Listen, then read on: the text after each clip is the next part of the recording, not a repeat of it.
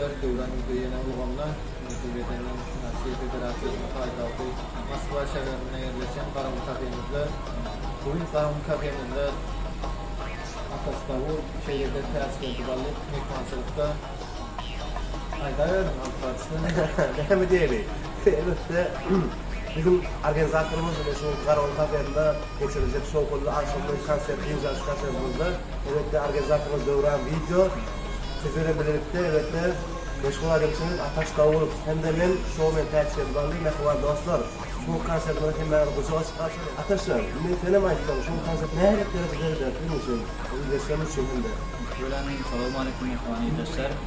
Bayramimizni tekshirib kutlayan. Mashqalarni yemida sog'lik kulori yaqmasin. Mashqalardan safar bo'lgan. Nasib bo'ldi konsertimizda nima bir shou qilib geçiradigan tamam var. Qahralarım nima dedim mehmonlardan mushtaqilar oldi.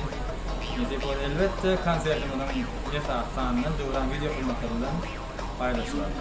Doğrudan, ne ataşlar şöyle doğrudan. Bizim mehmon dostlar, şu video tomosha edenler, bizim çok mas'ul organizatörümüz elbette Devran video xizmatda yine de aranızda özlerimizin sunumumuzu, Türk başarılarımızı görmek isteyen adam elbette bizim organizatörümüz Devran video bilen havalaşmalı çok mas'ul etti.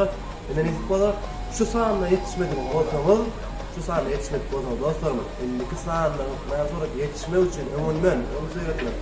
Bizim organizatörümüz Devran video bilen havalaşıp hem de şu konserde geçirmeye mümkünçülükleri elbette Karamun Kafesi bizim sponsorumuz sizlerin ulug'onda ama hemme janri Karamun Kafesi'ne kucağa karşılayız. Bizim konsertimiz olsun neyle devam ediyor Devran ama? Şarkılık şovun böyle. Devam ediyor. Karamun Kafesi'nin özgürlüğünde özgürlük Türkmen tahamları bilen kasaplarımızın yanaklarına kılan destekleri için hoş geldin.